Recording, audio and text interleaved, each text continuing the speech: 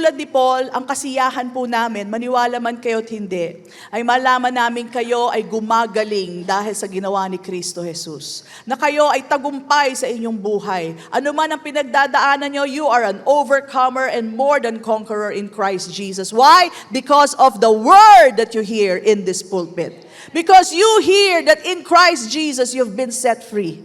Kaya malaya kayo, hindi kayo nag-aalala. At yun lamang po, sapat ng reward para sa amin. Yun lang po ang kinagagalak ng aming puso. That is the truth. And even I can resonate with that. Even I can echo what Paul is saying.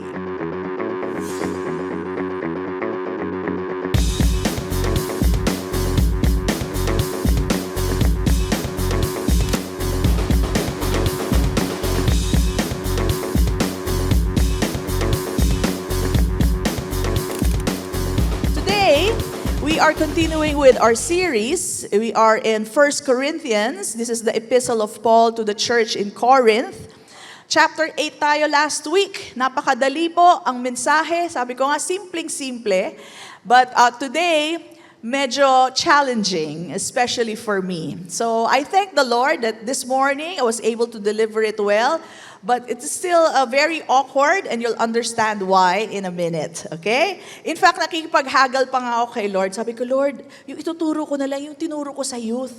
Pero after ko ma-deliver yung message, hindi pa rin. So you would know that if you are the pastor, you would know what to preach or not, if you got a go signal with the Lord or not. So wala po akong go signal, so I have to stick with what is next, okay?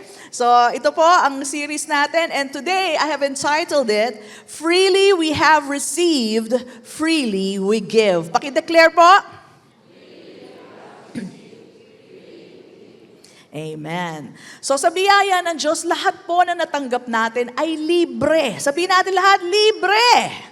Libre po lahat ang natanggap natin sa Panginoon. And last week, we learned na tayo po ay pinalaya sa mga maraming mga maling katuruan, mga superstition, mga pamahiin. Amen po ba? So hindi na tayo mga takot sa mga pusang tumatawid na kulay itim. Hindi na tayo takot dyan. At malaya na tayo hindi mag-ikot ng pinggan. Amen? So hindi na tayo naniniwala dyan because we know that we have already been set free. And not only that, sa mga maling katuruan about eating those food na halal or kaya yung mga inalay sa patay o sa mga idols, pinalaya na po tayo. So if you were absent last week, you can get a copy of that. Nasa YouTube na po yon and get to know that message. It's very enriching and it's an eye-opener. Okay? And because we have been set free, meron pa ho mga ibang bagay na mas importante pa kesa sa pag-usapan natin last week, such as being set free from sin. Sabihin nga natin, I am free from the power of sin. Ayan, totoo po yan. Wala na pong kapangyarihan ang kasalanan sa atin. Yes, nagkakasala pa rin tayo hanggang naktungtong ang inyong paa sa lupa, ay nagkakasala pa ho tayo. Pero ang kasalanan po, wala ng kapangyarihan sa atin. Amen po ba?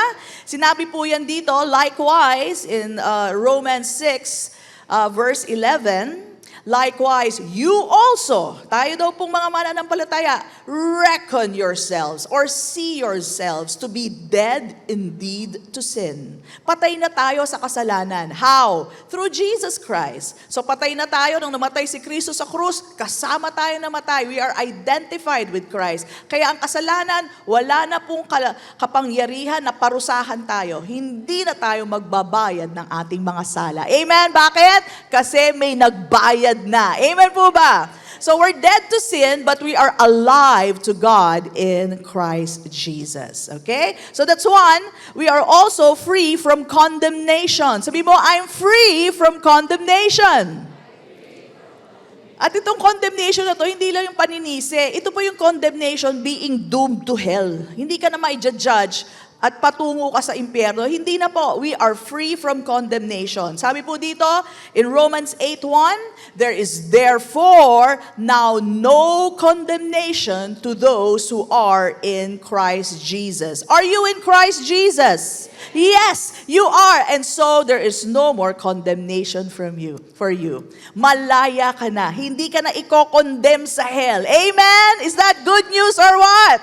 Yes, that's good news. So tayo din, we do not condemn people. Yung biyayang natanggap natin, kaya din natin ibigay sa tao. We do not condemn people. Nagkasala lang, sabi mo, pupunta ka impyerno, ganon. Hindi po ganon yun. No? Kung hindi pa sila mananampalataya ni Kristo, pakilala niyo po sa kanila si Kristo at ang magandang balita. But don't condemn people. Alright? Share the gospel to them. All right?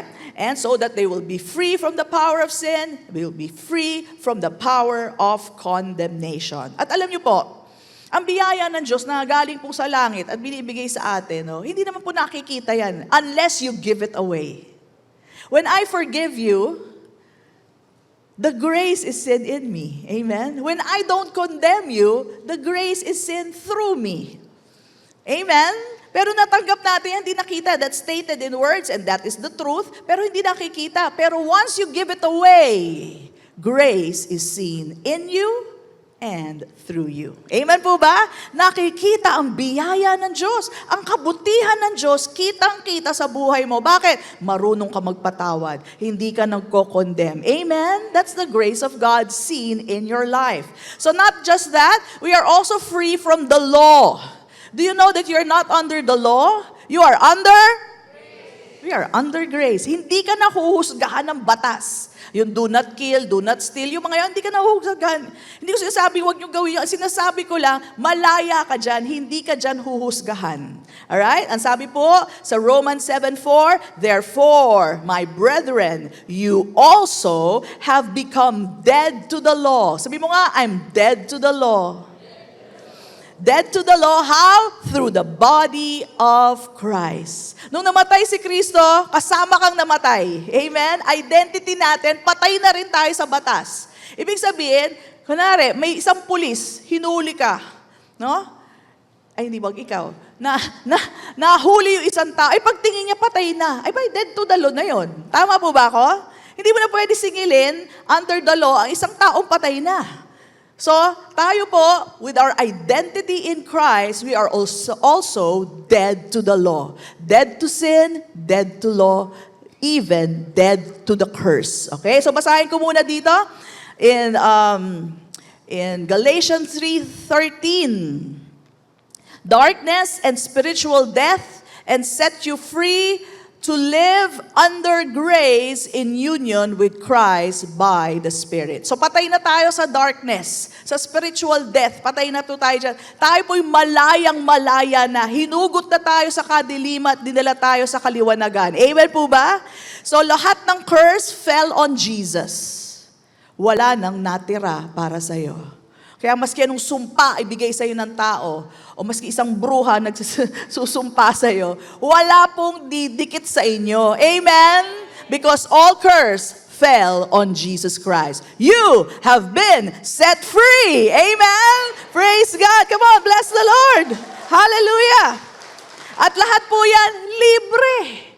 Libre, hindi dahil cheap, hindi dahil mumurahin lang, kundi mamahalin. Pero may nagbayad na at binayaran yan ng ating Panginoong Jesus. Amen? Bakit mahal? Kasi dugo niya ang pinambayad. Dugo ng anak ng Diyos ang pinambayad sa ating mga sala.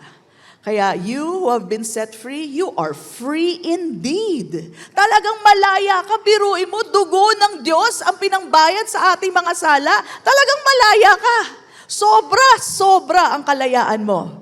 So we have received this freedom. And to prove that, in Ephesians 1:7, it says here, in Him we have redemption through His blood, dugo niya ang nagbayad, the forgiveness of sins. So bayad na po ba ang ating mga sala? Napatawad na po ba? Yes, maski yung gagawin mo pa 50 years, 100 years from now, pinatawad na dahil sa dugo ni Kristo Jesus. Ganong ka-precious ang dugo ng ating Panginoon. Amen? According to the riches of His grace. Biyaya, libre, wala kayong binayaran. Amen po ba? Hindi yan according to the riches of your works. Hindi yan dahil sa kabutihan nyo. Hindi yan sa dahil ginawa nyo. Yan, napakabait ko, Lord, kaya pinatawad mo ako. Hindi. Dahil sa kabutihan ng ating Diyos. Sa kagandahan ng Kanyang loob, tayong lahat ay pinatawad na sa ating mga sala. And everybody says, Amen! Come on, bless Him! Hallelujah! Thank you, Lord. So yan po, ang freely we have been given. Amen? Lahat po yan. At marami pa po. Hindi ko malilista ngayon lahat dahil buong araw po tayo dito. Pero freely we have received, freely now we can give. So ito po yung part ng freely we can give. Papasok na po tayo sa 1 Corinthians chapter 9. And again, I tell you, it's a bit awkward to talk about this, but I have to do the job. Somebody has to do the job. This is my work, and I have to do this, okay? So maiintindihan niyo ako as we go along the way. So si Paul, let me just give you the context. He's talking about freedom, our freedom in Christ. So pag-uusapan din niya ang freedom niya in Christ Jesus. At the same time, his rights o karapatan niya bilang isang apostle. Of course, Paul, as you all know, he's an apostle. He is part of the fivefold ministry. Okay? Ang fivefold gifts po is pastor, prophet, evangelist, pastor, and teacher. Okay? Sila po ang nangangalaga ng ating mga kaluluwa, no? So, yung spiritual growth natin. So, he is that.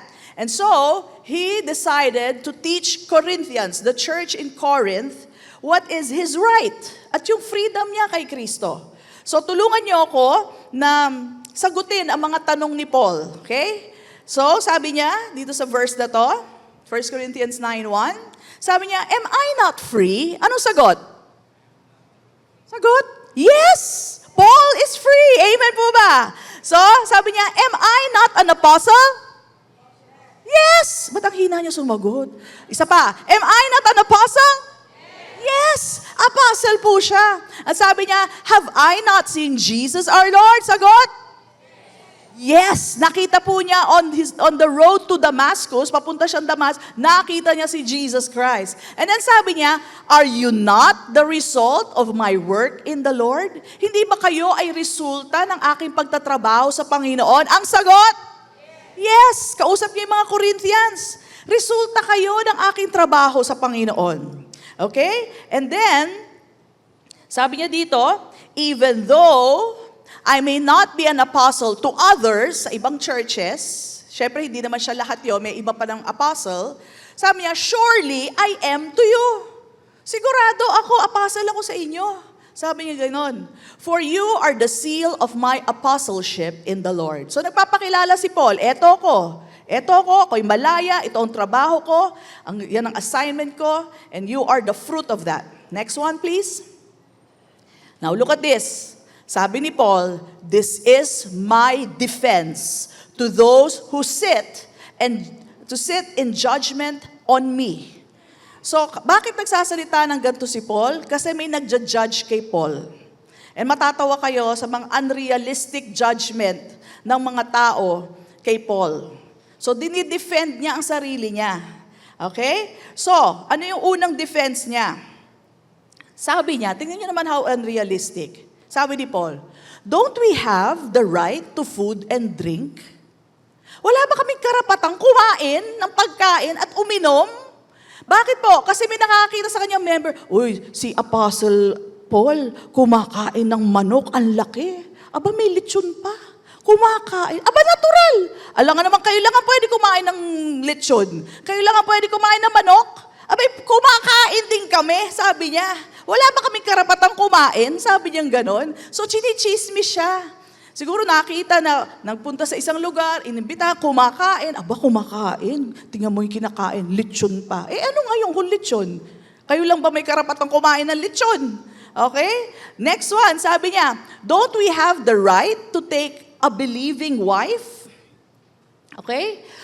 Hindi po siya yung may asawa. Kasama niya po kasi si Barnabas. Si Barnabas po, kasama niya at may kasama pong asawa na babae. Sabi niya, don't we have the right to take a believing wife along with us, as do other apostles and the Lord's brother and Cephas? So maski nga yung kapatid ni Jesus, meron din kasamang asawang babae. Just stay there. May asawang babae sa kanyang misyon. So while they're on mission trips, kasama ang asawang babae. So sabi niya, wala ba kaming karapatan? Isama asawa namin? Okay?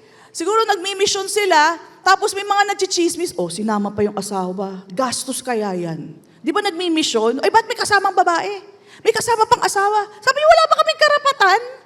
At siguro, di ba, pag nasa mission kayo, makakita kayo ng magagandang tanawin, nakikita silang nagpapasyal-pasyal, tingnan nyo, nagpasyal pa. Ay, ba natural? Kung kayo ba naman nasa Tabaco, Albay, nakita nyo yung napakagandang volcano, sabihin nyo, ay, huwag tayong titingin, at baka mapintasan tayo, namamasyal tayo. May mata din po kaming mga pastor, at may karapatan din po kaming mag-enjoy tulad nyo. Amen? So maganda nga yun, akyatin pa nyo, yung mayomisan lang kayo pumunta doon, di pumunta kayo. Pero si Paul po ay napipintasan, may kasama pang asawa. Dapat nga buong pamilya isama niya eh. Kasi kawawa naman, naiiwan yung mga anak sa bahay.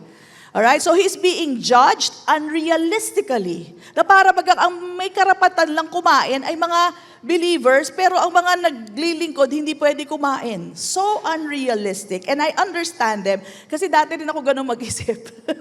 Sorry naman, pero ganun po. May mga members po talaga sa church na iba ang tingin sa pastor, na parang hindi na tao. Bigyan ko po kayo, totoo to, bigyan ko po kayo ng example. Kilala po namin itong pastor, malapit na palapit sa aming puso, kaya lang nasa heaven na siya. Okay? So one time, pumunta siya sa CR, may nakasama siyang member. Pareha silang lalaki. Alam niyo naman CR ng lalaki, nagkatingin ng gano'n, sabing gano'n, Pastor, umiihi ka pala? Sabi ng pastor, oo, ano makala mo sa akin? Di tao?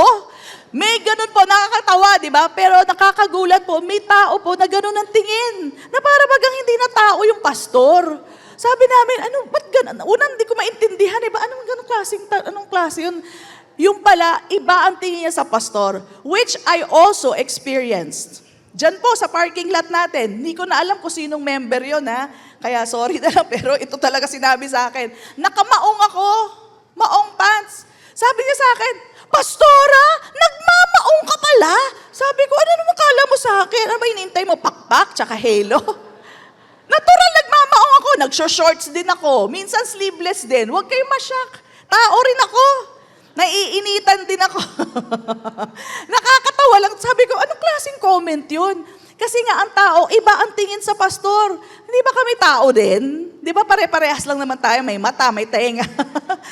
So, alam niyo po, una hindi ko naintindihan yan. Kaya lang, nung hindi pa kami pastor ni Pastor Mike noon, may nakilala kaming Baptist pastor. And okay yan, nag-Bible study kami, ganyan-ganyan. And then after a while, naging close kami kami mag-asawa sa kanya. Sabi niya, alam mo may hobby ako eh, nagte-tennis ako. Sabi niya, yun ang sports ko. Nashock ako, sabi ko, pastor, nagte-tennis? Di ba mahal yun? Alam mo yun, napaka-low ng mindset ko. Sabi ko, bakit magte-tennis yung pastor? Ang alam ko, Bible lang ang hawak niyan eh. Tapos, habang nagte-tennis sila ni Pastor Mike, kasi nagte-tennis din si Pastor Mike, di pa siya pastor noon, sabi niya, may isa pa akong hobby. Nilabas yung DLSR ba? DLSR? Yung camera, mamahalin. Sabi ko, ba't naman ganyan yung pastor na yan? Mag-hobby, tapos photography pa. Parang di bagay. Alam mo yun, in my heart, di ko sinabi, in my heart, I was judging the pastor. Parang hindi yata bagay, na parang dapat naka-Bible lang siya, nagpe-pray lang siya. Ganun po ang tingin ng tao. Kaya nung sinabi rin sa akin yung sabi ko, okay, alam ko na, iba talaga ang mindset ng tao pagdating sa pastor. Kailangan ang tingin nila sa pastor, simpleng-simple, laging nakabarong, okay? At gusto nila medyo mahirap, iba sobrang hirap, maglakad ka lang, ganyan. Yung bang tinutulad nila doon sa traditional thinking of Jesus. Alam niyo ba yung traditional thinking of Jesus? Yung naglalakad, nakapaa, tapos yung mukha ang haba, laging malungkot, tapos ang haba ng buhok, hindi nag-aayos, parang hindi naliligo, ganun na itsura. Tapos yung suot niya, halos gutay-gutay na. Yun ang traditional thinking of Jesus. That is wrong. Did you know that Jesus was blessed? While he was walking here on earth, he was a blessed man. And his ministry was supported by lots of women. Babae po talaga ang sumusuporta sa kanya kasi po, mga asawa po yun ng mga high-ranking officials. Sila Susana, yung mga ganyan. So madami po at very provided po ang kanyang ministeryo. Kaya si Jesus hindi ho nagsuot ng basahan. Maniwala kayo, maganda po ang suot ni Jesus. Bakit? Sino dito, pag naglaro o nagpustahan, pupustahan niyo ang basahan? Oy, pag nanalo ko, akin yung basahan na yan. Pag nanalo ko sa larong to, basahan, akin ka. Meron magagawa sa inyo noon? Siyempre, hindi na, di ba? Alam niyo ba, at the cross, yung pong damit ni Jesus, kinuha sa kanya. It was seamless. Meaning to say, buo yun, walang duktong. Walang duktong po yun. Ibig sabihin, mamahalin. Okay? At yun po, ang they made a bet out of it. Sinong manalo sa atin, sa pustahan, akin yan. Bakit? Mamahalin po ang suot ni Jesus. Why? He was well provided by those women, by those supporters. Okay? So hindi po si Jesus poor while he was here on the earth. He was only poor at the cross. He only took our sin, not while walking here on earth, but on the cross. He only took our sickness and disease, not while walking on earth, kundi lagi siya may sakit. Imagine mo kung lahat ng sakit natin kinuha niya, hindi na siya makakapaglakad. Only at the cross did He take all our sickness and disease. And only at the cross did He take our poverty so that you might be rich. Amen? Come on. Change your mind about Jesus. He was well supported. Well supported. Isa pang proof. Jesus had a treasurer. Kung ikaw, piso lang ang pera mo, magte-treasurer ka pa. Di ba hindi na? Siyempre, anong bibilangin mo? Si Judas po ang treasurer nila. In fact, sobrang yaman ng ministry nila, kinukupitan sila nung kanilang treasurer, hindi nila napapansin. Ganun po ka-bless ang ministeryo ni Jesus. He is the Son of God and He knows how to minister. Imposibleng hindi bless ang kanilang ministeryo. Amen? So, kumain sila na maayos. In fact, napipintasan din si Jesus. Ba't daw siya nakikipag-party sa mga tax collector tsaka sa mga prostitute? Because He wants to minister to them. Amen? So, yun po ang, ang tingin ng tao na traditional Jesus. Kaya tingin nila, dapat si pastor mahirap lang. Dapat ang suot ni pastor simpleng-simple. Dapat walang relo. Dapat alam niyo yun, maglakad. Dapat walang sapato si pastor. Grabe naman, maawa naman kayo, tao din naman kami. Amen? Okay? So, even in mission trips, ay napipintasan po si Paul. May kasama pa daw ibang tao. Right? Pumapasyal pa. Bakit naman ganon? So, he was defending himself because the thinking of people is unrealistic. Okay? So, sobrang lack of knowledge po about what a minister should be. That's why si Paul, he took it upon himself to bravely declare to the people, you should be in fact supporting your apostle, your pastor, your teachers, your evangelists in church. Sinabi po niya yan. Okay? So, yan po ang binibigyan ng diin ni Paul dito. Now, let me tell you, since blessed po ang ministry ni Jesus, that should be what churches should be. Okay? And I am happy to declare to you, Faith Center Imus is one blessed ministry. Amen? Wala tayong utang, wala tayong inuutangan, at hindi tayo humihingi ng tulong sa iba. And you see the fruit all around you. I mean, this is a blessing. Kasama po kayo dyan. Yung mga nakikita nyo, pansinin nyo naman, ginagawa na natin yung acoustic natin. Na, hindi ho piso-piso lang ang bayad dyan. Mamahalin po yan. Kabahagi po kayo lahat yan because of your giving. Palakpakan natin ang Panginoon. At kung bunga sa bunga lamang, there are a lot of praise reports about how they succeeded in life. How na may sakit sila, cancer, pero pinagaling ng Panginoon. Amen? How they have been in bad situation, ikukulong na pero pinalayo ng Panginoon. Amen? Mga ganong klase, talagang overcomers. Why? Because of the Word. Because of Jesus. He is the center of this church. Amen? So kung bunga't bunga lamang po, our ministry is one blessed ministry. And thanks to all of you na biniyayaan ng Panginoon, you are generous givers, and that is the truth. Palakpakan natin ang Panginoon. I'm so happy. I'm a happy pastor. Okay? And then sabi pa niya, continue pa yung defense niya. Or, sabi niya, is it I only, or is it only I and Barnabas, ito po yung kasama niya, who lack the right to not work for a living? Ang gusto kasi nila, let's go back there, ang gusto kasi nila ay magtrabaho ka. Actually, si Paul po, nagtatrabaho siya. He has a tent-making business, no? So, nag-work siya. Pero alam niyo po ba, kung pagtatrabahuhin niyo ang pastor niyo, as in kayod, alam niyo naman, 9 to 5 ang trabaho. Ano pa ang bibigay niyang lakas para mag-aral at ibuhos sa inyo ang lahat ng revelation ng Panginoon? Baka puro kahirapan ang idaing niya sa inyo. Alam niyo, ang buhay napakahirap lang, kaya kapit lang kay Lord. Ganun mga mensahe nun. Napakahirap magtrabaho, kaya manalangin at dulugin ang Panginoon. Ganyan po style ang makukuha niyo. There's no victory in that. No? Kaya lang, si Paul, sinasabi nga niya, wala ba kaming karapatan na hindi na mag-work? Kasi susuportahan nyo na lang kami. Wala bang karapatan? Sabi niya, ganun kami lang dalawa ni Barnabas. Okay? So, Paul is saying, you're supposed to support me. You're supposed to support the Apostle Paul because I give you the revelation from the Lord. Kaya lang, sabi niya, though that is my right, dapat lang, pero hindi niya gagamitin. Right? So, bago yon, pinakita muna niya, he was appealing to the logic of the people. Sabi niya ganito, let's go to the next verse. Sabi niya, who serves as a soldier at his own expense? Sige nga, isipin niyo, sundalo ka.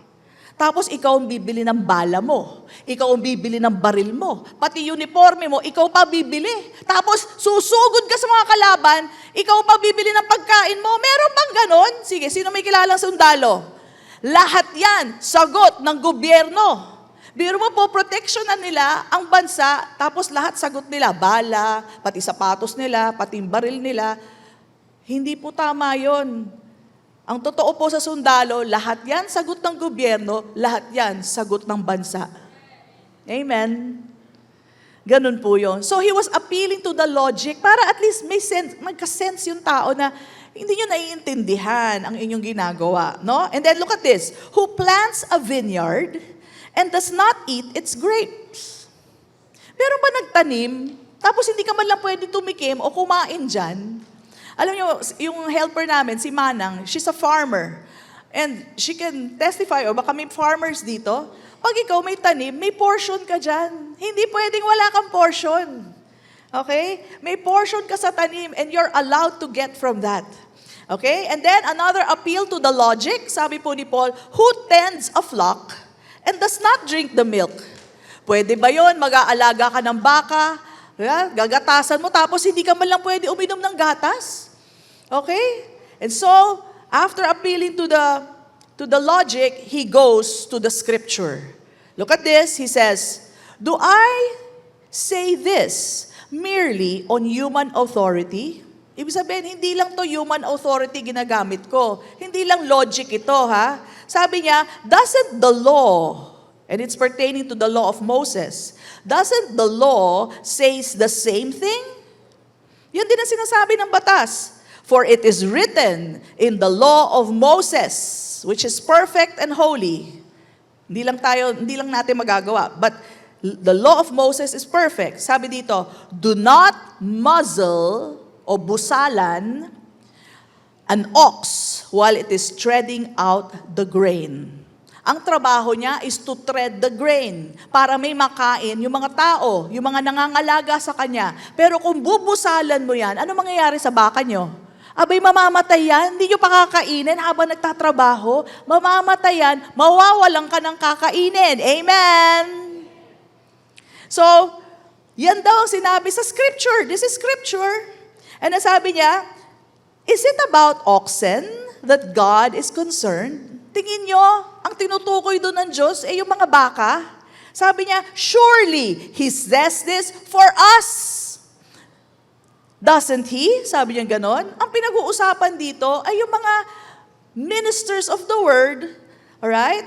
At sinasabi ito ng Diyos para sa amin. Sabi niya, para hindi niya naintayin yung sagot, siya na rin ang sumagot. Sabi niya, yes, this was written for us, because whoever plows and threshes should be able to do so in the hope of sharing in the harvest.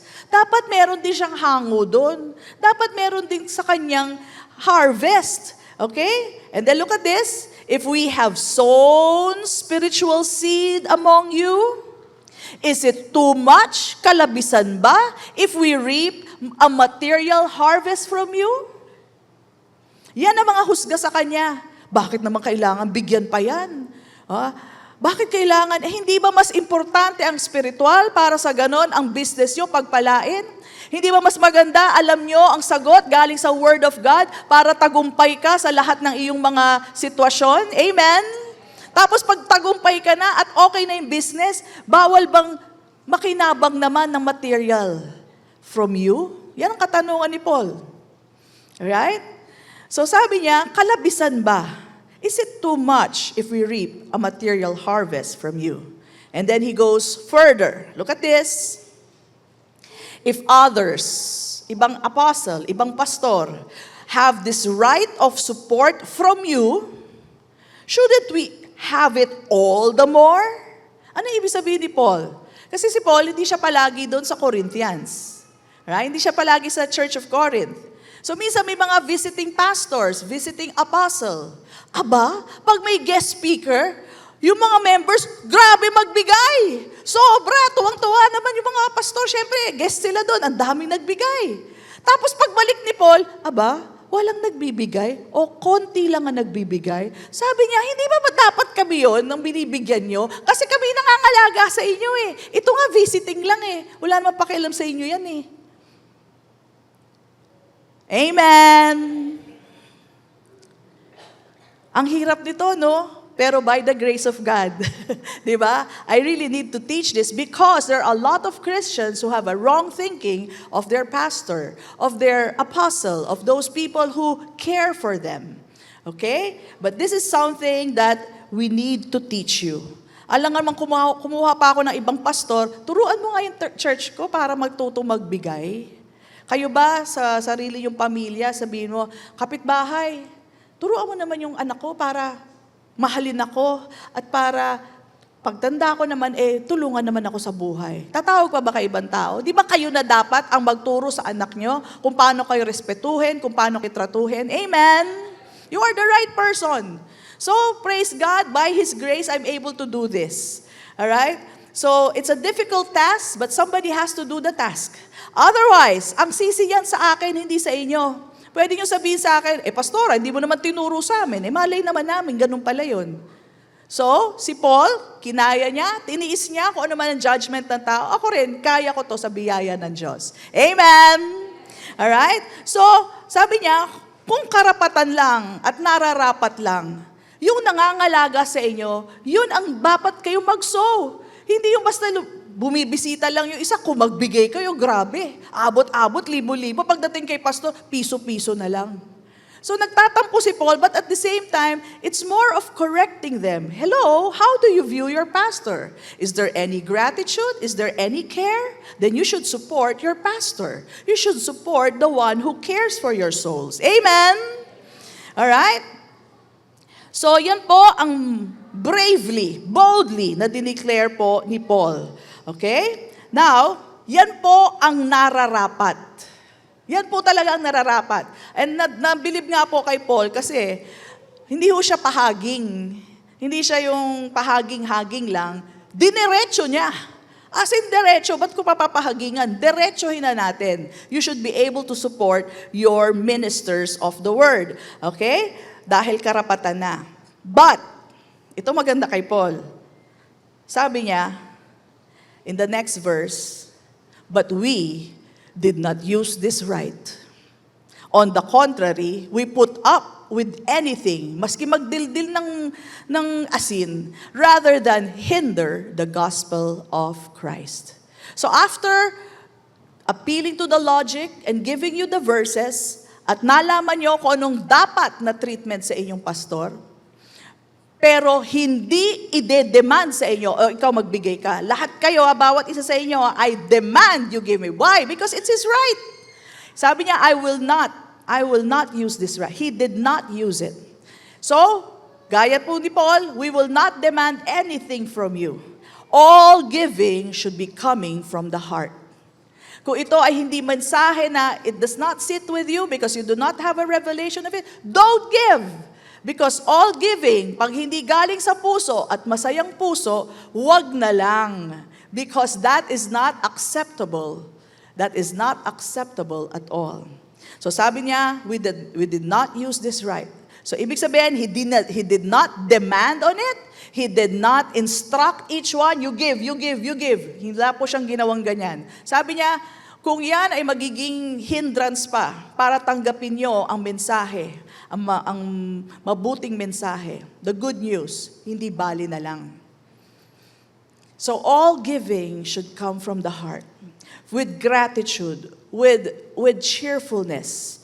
Otherwise, that is not a giving. Okay? Kung magbibigay, kailangan manggaling sa puso. And alam mo, katulad ni Paul, ang kasiyahan po namin, maniwala man kayo at hindi, ay malaman namin kayo ay gumagaling dahil sa ginawa ni Kristo Jesus. Na kayo ay tagumpay sa inyong buhay. Ano man ang pinagdadaanan nyo, you are an overcomer and more than conqueror in Christ Jesus. Why? Because of the word that you hear in this pulpit. Because you hear that in Christ Jesus, you've been set free. Kaya malaya kayo, hindi kayo nag-aalala. At yun lamang po, sapat ng reward para sa amin. Yun lang po ang kinagagalak ng aming puso. That is the truth. And even I can resonate with that. Even I can echo what Paul is saying. If you overcome your problems and you're rejoicing, masaya na po ako. That's enough. That's enough. Right? So I will also not use my right.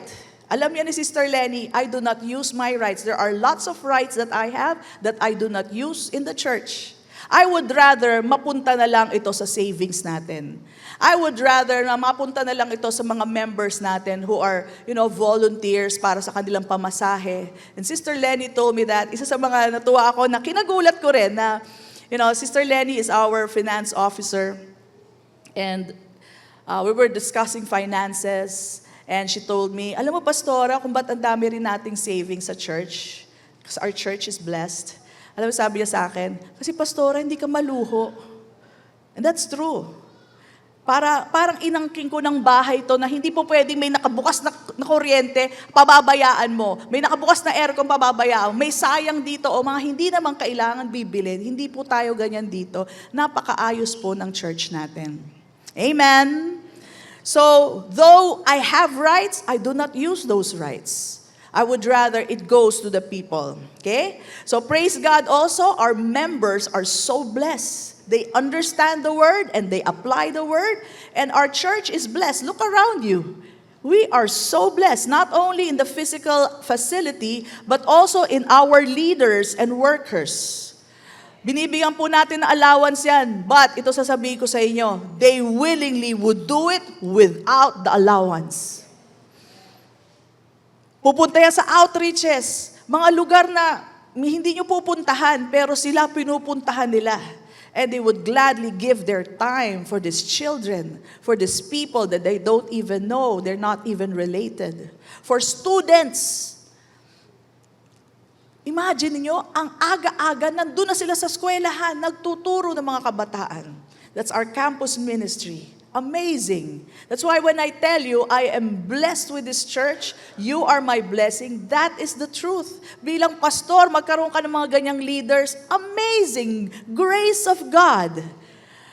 And that's the truth. I am blessed with our church. You are my blessing. Amen po ba? Come on, bless the Lord. That's the truth. Okay? So sinasabi lang ni Paul, is it too much to ask for support? Even God commanded it. Okay? Look at the next verse, 9:14. Look at this. Ito, hindi na si Paul. Si Lord na. Sabi niya, even so, the Lord. Sino? The Lord has commanded that those who preach the gospel should live from the gospel. Di ba? So, nagpe-preach siya doon. Aba, syempre, doon din galing ang pamumuhay niya. Doon din galing ang pangbuhay niya sa pamilya niya. Kalabisan ba yon? Hindi ba nagtatrabaho kayo sa mga kumpanya at kung ano yung nakukuha, tatrabaho kayo, doon din galing ang sustenance niyo. Tama ba? So pagdating sa pastor, iba na. So yun ang sinasabi ni Paul, no? But the emphasis is here. It is the Lord who has commanded that. It's not the preacher. It's not the preacher. Okay? So ang suporta manggagaling sa preaching of the gospel at wala pong mali doon. Walang mali doon. Kaya lang sa mata ng ibang tao, bakit ganun? Ibig sabihin, sagot natin yung ganyan. Ibig sabihin, ganun. May mga taong ganun lang. Hindi naman po lahat. Hindi ko kayo lalahatin. Alam ko, iba-iba ang isip ng tao. But for those who think like that, let me tell you, this is freedom for you. Hindi mo na kailangan mag-isip ng ganun. No? It's good to hear that, ganun pala yun, mali pala ako. If you are wise, you would receive this and you will set yourself free from judging the pastor, no? So God commands it and Paul is teaching it. Pero he leaves it to you. Bahala kayo, I've given you the teaching. It's up to you if you will apply it, if you will do it or not, no? Kasi kesa naman hindi nyo natanggapin ang magandang balita at yun ang pinaka-importanteng bagay. Okay, amen po ba? Naintindihan po ba natin? So yes, it's a tough job what I'm doing right now. Kaya nga sabi ko sa inyo, medyo awkward, but somebody has to do it. Somebody has to do it, okay? I only need to please God. That's my mentality. Ang Diyos lang ang po pagbibigyan ko ng focus at whether people will judge me for this or not, well, I'm coming from the Word of God.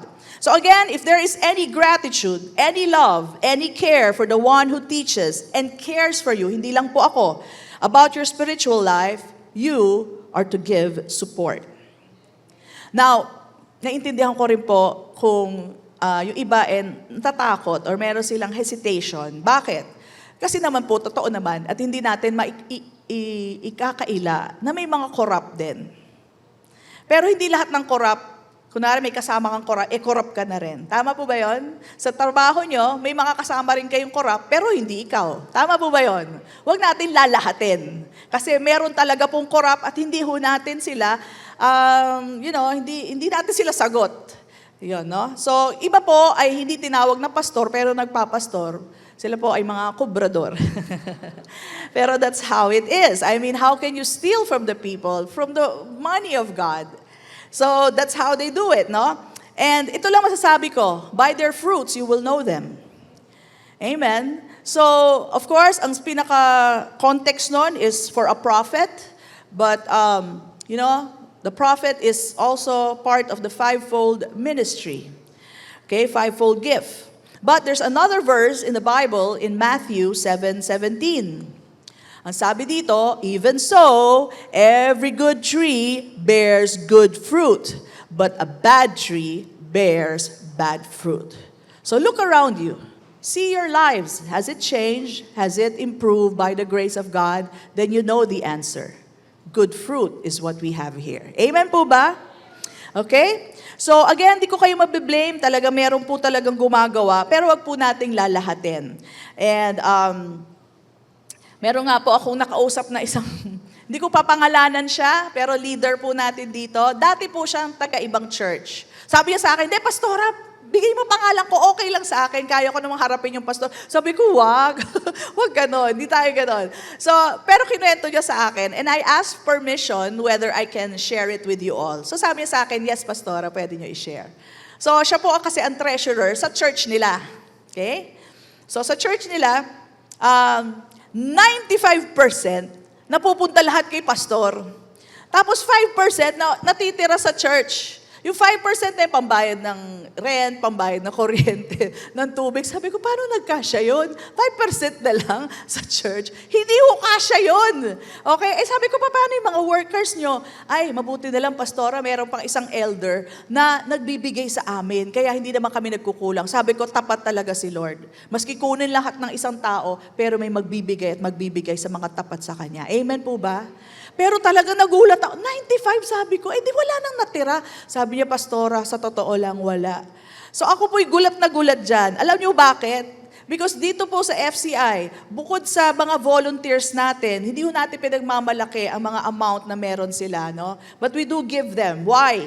Because we do everything scriptural here. We do not muzzle the ox. Mga nag-work yan, bigyan mo man lang pamasahe pang merienda. Lahat po, tinanong kay Sister Lenny, around 70 workers we have here, and we all give them allowances. Now again, let me repeat, they don't do it for the allowance. Na-surprise nga sila na binibigyan sila eh. Kasi nasanay na sa ibang church, wala. But dito po, hindi natin minamazel ang mga workers. And so we give them. Now, kaya po ako nagulat doon sa 95%, can I give you how we do it here in church? And we do it very professionally. 30%, let me just get my notes, 30% goes to the operational expenses. Diba? Para mag-operate ito, ay doon nakalagay yon. And then another 30% goes to the building. May bayad po tayo dito, hindi to libre. Okay?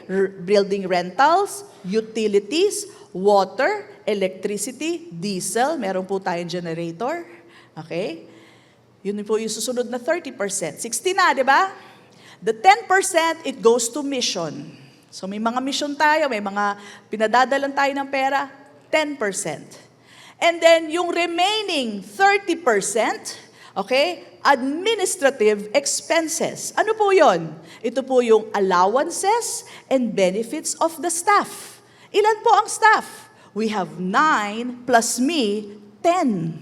Kami pong 10 ay doon po sa 30%. Doon po kami. At yun po ay dinidistribute na maayos kasi you are not to muzzle an ox. So, binibigyan po natin ang ating mga staff para naman po sila po ay makapagpatuloy na maglingkod dito. For example, and let me name it, pagpasok nyo dito, malinis ang church. Amen po ba?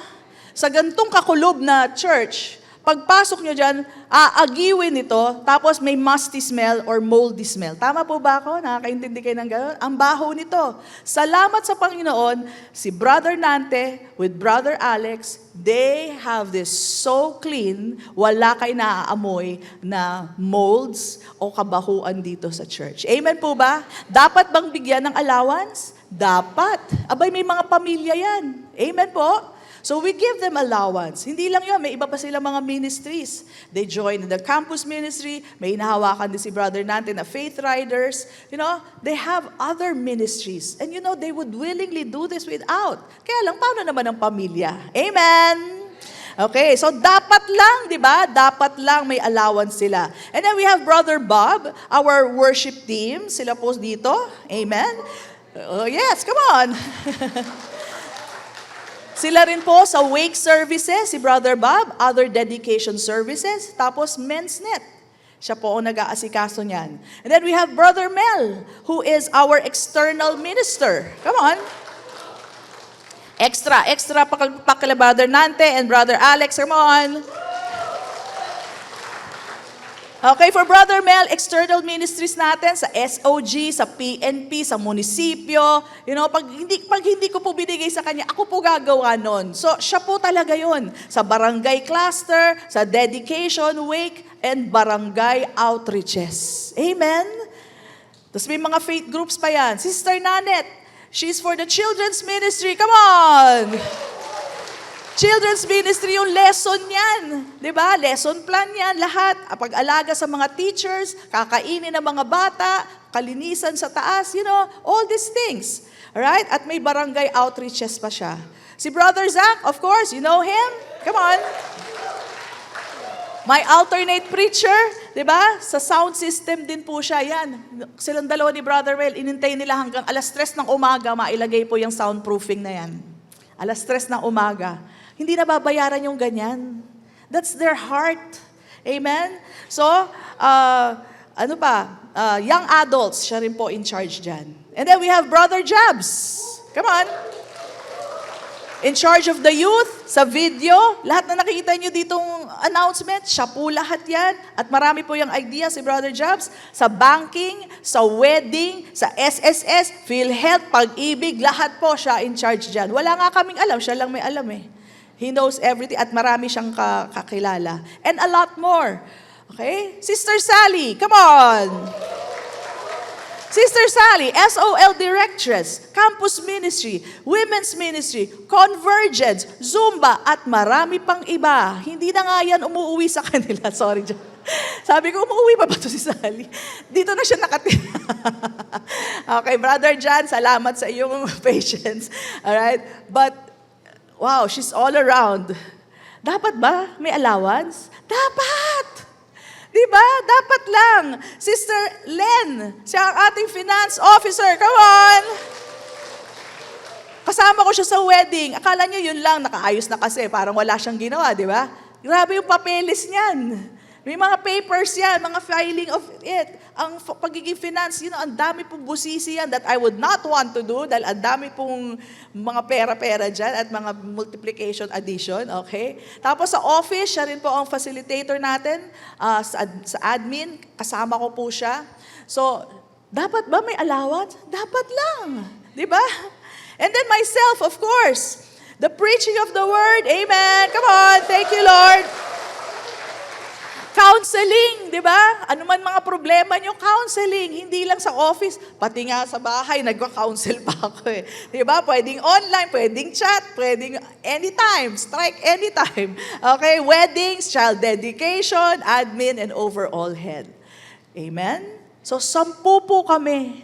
95%? Hindi po, 30%. 30% po, praise God. At huwag kayo mag-ala, biyaya ng Diyos, hindi kami pinagkukulang ng Panginoon. Come on, give it up to the Lord. Thank you, Lord. But I want you to see how organized our finances is. Alam nyo ba, hindi kami pwede ganito. Kasi pag 30%, di ba, nilagay nyo sa operation o kaya sa kuryente, ang kuryente tumataas bigla yan, di ba? Hindi naman, syempre, tataas ang bayad natin dyan. Pero kami, pag tumaas ang kuryente namin, hindi namin pwede sabihin, Sister Len, tumaas yung kuryente namin, pwede ba penge? Walang ganun, fix po yung amin. Ang hindi fix dyan, yung sa tubig, sa kuryente, di ba? Tumataas, babayad. Pero kami po, fix po kami. So, that's what I'm trying to tell you, just to show you, this is our job and we love it. We do it without anything. But, you have to understand, nararapat lang. Yun po ang sinasabi ng Panginoon. Okay? Nararapat lamang po. And of course, if it will hinder you from receiving the gospel, hindi bali na lang po. Mas importante sa amin ang matanggap nyo ang magandang balita ng ating Diyos. Come on, bless the Lord.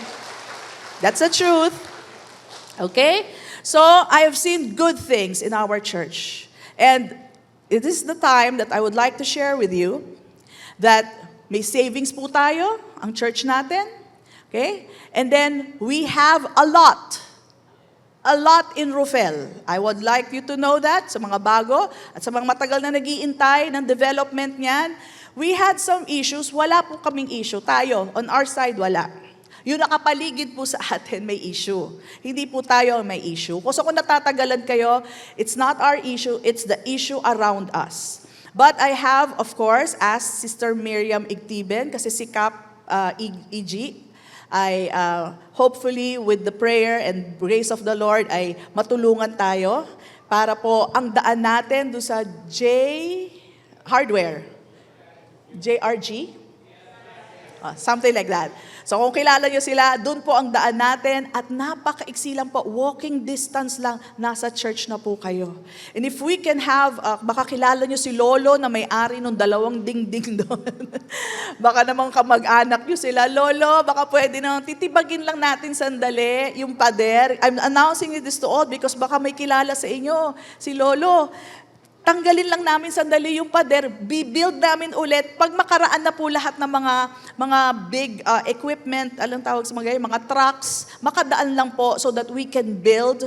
Hindi pa ho big church, but umpisahan lang po natin sa development. Alam niyo po, mayroong mga drainage yan, lahat po. And then we'll put a basketball court, could be a pickleball court, and then a walking area, a gym, outdoor gym, we could have that, and a playground for your children. Para po umpisahan na natin. We can use that for gathering of women, men, and your children doon po. Napaka-accessible po from Medisyon. We want that to happen. Nagkaroon lang po ng issue around us, but praise God, si Cap Igtiben. Thank you, Lord. Siya po ngayon ang kapitan dyan. So maybe it will be easier for us. Amen po ba? So please pray for that. The lot was bought at 1,200 per square, but now it is selling at 5,000 per square. Kumita na tayo. Come on, bless the Lord. Now, iniintay lang natin maging 8,000. Yun ang previous plan natin. Dahil nga may politikang nangyayari, well, sige, benta na lang natin. Intayin natin maging 8,000 yan. So may kita pa tayo if ever, and we'll put it to the building. No? But with this new improvement, progress, and hopefully matulungan tayo, at saka yung mga kilala ni Lolo, baka naman sakali kilala nyo si Lolo, ay mapagbigyan tayong makadaan doon. And I tell you, it will be a good place for us. Very accessible po yung lugar. So please pray for that. Join me in our prayer for that lot development po. Intact po ang ating funds for the building. Gusto nyo, bukas na, umpisahan na natin eh. Andyan po ang pera, hindi po nagagalaw. But we want to build. It's just that the people around, ay medyo may konting politika, but we want to build. Gusto nyo, bukas na, kaya lang kailangan natin ng daan. Yun lang po. So if you know Lolo, please talk to him, bigyan tayo ng daan. And favor upon our church building. Amen? Praise God. So intact po, wala pong bawas sa ating building project. Okay? Lahat po ng pera nyo nandoon. And it's for the church to build already. Amen? Praise God. Sabi mo, sa katabi mo, blessed ang church natin. Amen. Praise God. So, thank you very much. Yung pagmamahal sa inyong tulong, at tayo po, we can really do this together by His grace. Okay? So that's number 1. Number 2, 3 lang po to. So number 2 is support the gospel workers. No? So Paul said it is right to support financially those who preach the gospel. Believers, listen to this, believers that willingly support the gospel workers or supporting gospel workers exemplifies o napapakita nyo ang grace giving, not out of compulsion, but from the heart. Yan po ang grace giving. Hindi napipilitan, kundi galing sa puso. At kitang-kita sa inyo ang grace ng Panginoon natin. And also, see the benefits of sowing. There is a harvest. Sabihin natin lahat, may harvest. Pag may tinanim, merong tiyak yan. Maski nga, buto nyo, umaani eh. Yung pera pa kayang sinabihan ng Panginoon na umani ka. Yan ang gusto ng Panginoon. Tayo po ay nagtatanim para may aanihin. At ang ani nyo, laging mas marami kaysa sa inyong tinanim. Amen?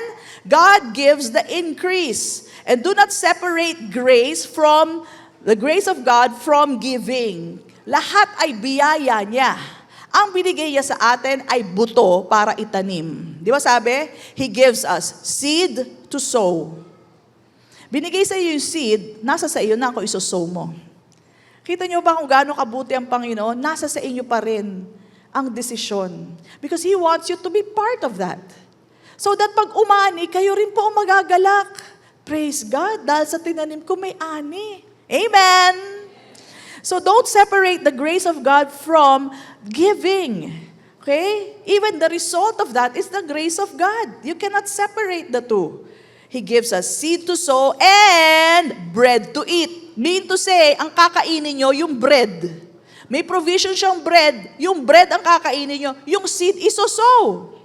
That has to be very clear to us. Hindi pwede kainin yung seed dahil pag kinain nyo yung seed, wala na kayong itatanim. Amen?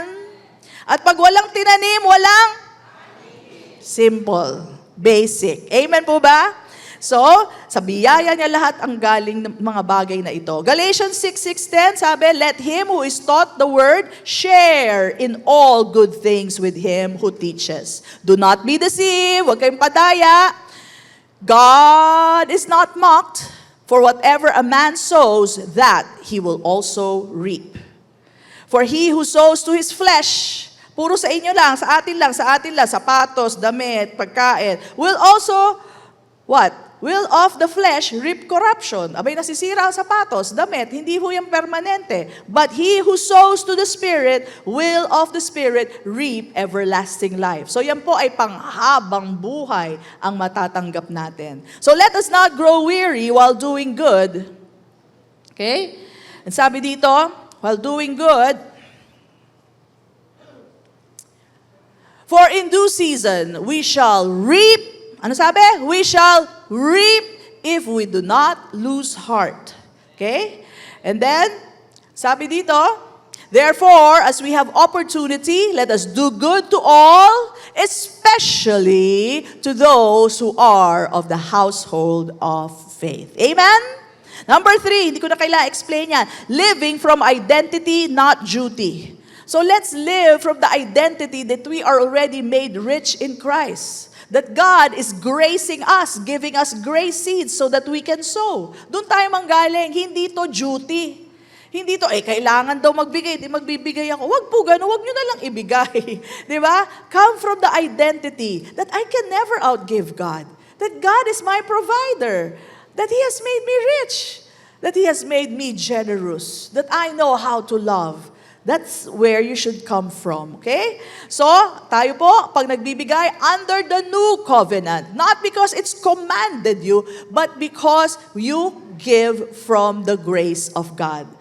Freely we have received, freely we give. And everybody says, amen and amen. Palakpakan po natin ang Panginoon. Brother Bob? So let the love of God be your motivation in your giving.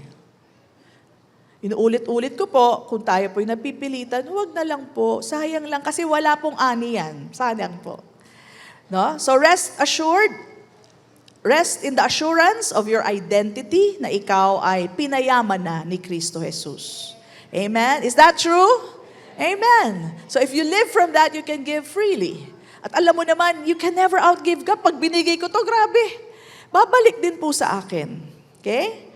So nakikita po ang grace sa buhay nyo pag tayo po ay nagbibigay. That's grace giving. That's an overflow of His grace. We're not doing this to earn points from God. Hindi po. We give because we already have everything in Christ. We just, express it sa bigay sa atin ng Panginoon. Kapag tayo po'y nakakapagpatawad, kitang-kita ang biyaya ng Diyos sa'yo dahil natanggap mo ang biyaya niya. Kapag tayo naman ay nagbibigay, nakikita rin po ang bigay ng Diyos sa inyo. Ang pusong mapagmahal, ang pusong mapagbigay, yun po ang nakikita sa inyo, biyaya ng Diyos. Biyaya ng Diyos. Kaya, let grace and love motivate you. Be generous without pressure. Again, we do not take that right. We just allow the Holy Spirit to lead you. Give cheerfully, not with compulsion. Amen? Did you receive something today? Amen. Palakpakan natin ang Panginoon. And you know what? Don't let this be just one of those messages. Uy, ngayon magbibigay ako. Tapos after 2 weeks, kalimutan na naman. Let this be something you learned. I learned this. Ganun pala yun. We're supposed to support the ministry and support the pastor and those who are taking care of us. Okay? Ganun pala yun. When you have that revelation, this will be something continuous in your life. Tatandaan niyo po, hiwalay po ang bulsa ng pastor, ang bulsa ng staff sa bulsa ng church. Hindi ho namin pwede galawin ang bigay nyo sa church. So how do you bless, let's say you want to bless one of our ministers. You know, there's a part here that says love gift in your paper, in the envelope. Sulat niyo po yung pangalan nila. Sulat niyo po yung pangalan, and then you write the amount.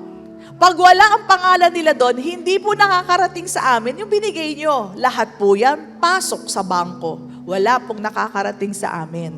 So if you want to bless this leader, this staff that we have, you can put their names there and then put the amount. Otherwise, it doesn't get to us. Why? Hiwalay po ang bulsa namin.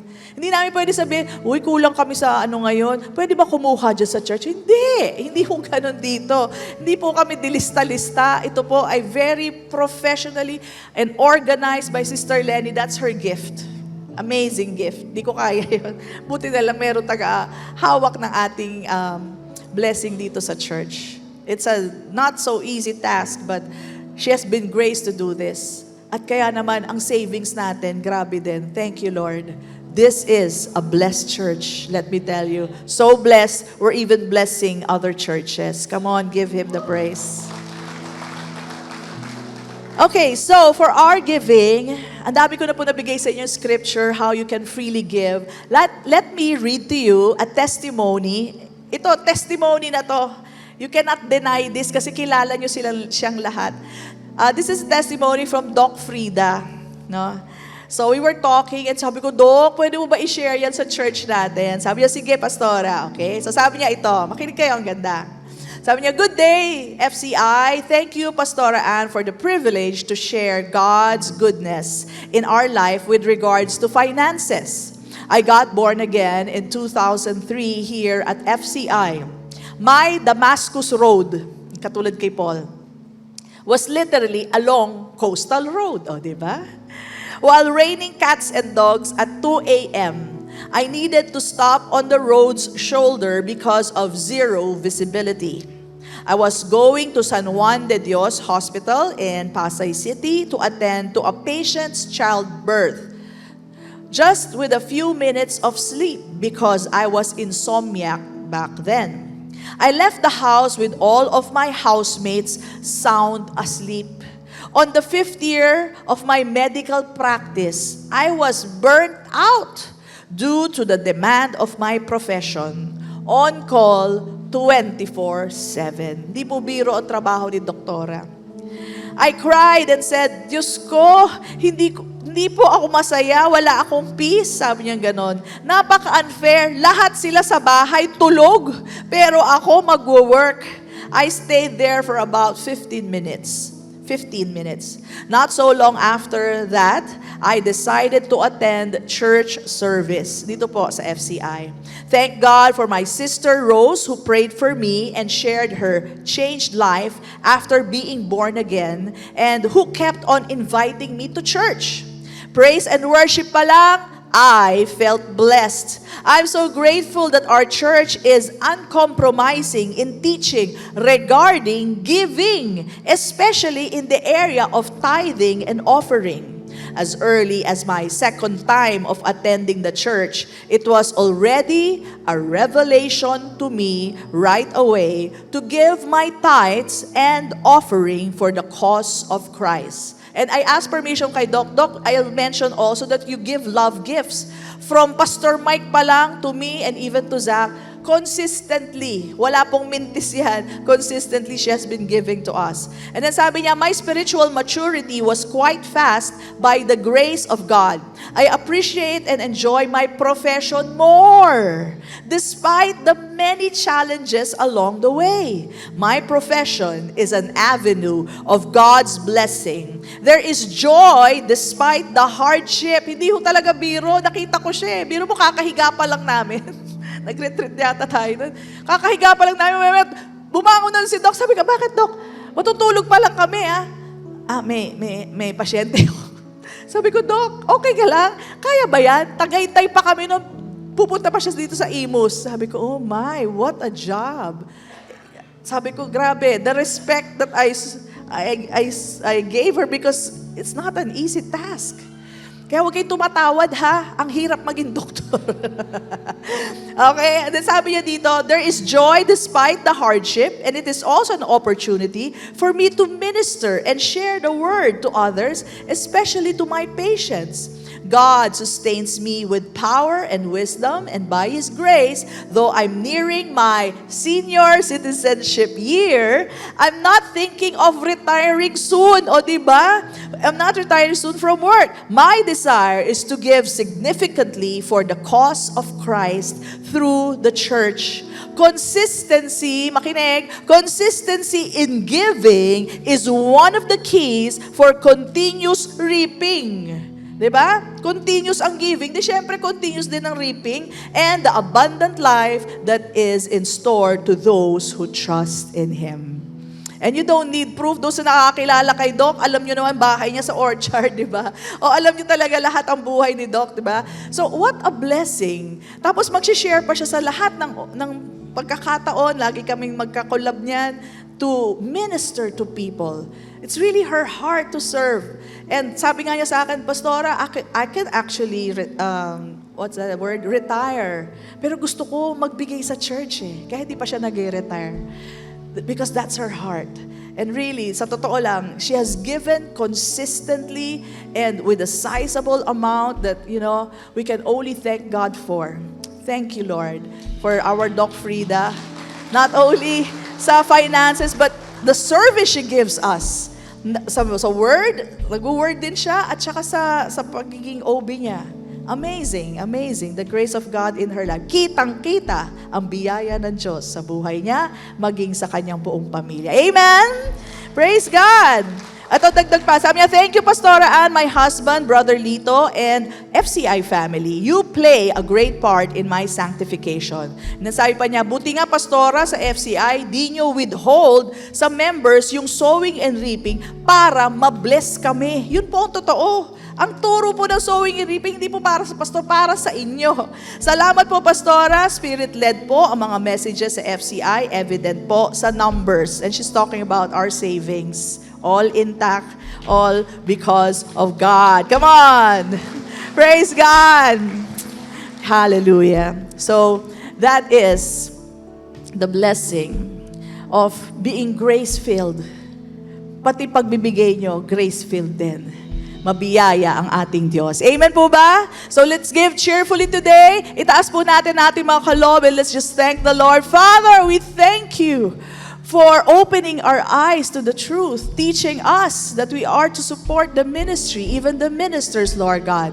We thank you, Lord God, that this is an eye-opener for us. Not to be judgmental, Lord, but to know exactly your heart for the ministry and the ministers. Salamat, Panginoon, sa pagbibigay namin. It's your grace in our lives, overflowing to others, Lord God. As we sow today, we know there is a harvest for us. Maraming salamat for this grace exemplified even as we give today. We honor you, Father God. We give you all praise and honor. In Jesus' name we pray. And everybody says, amen and amen. Come on, let's bless the Lord.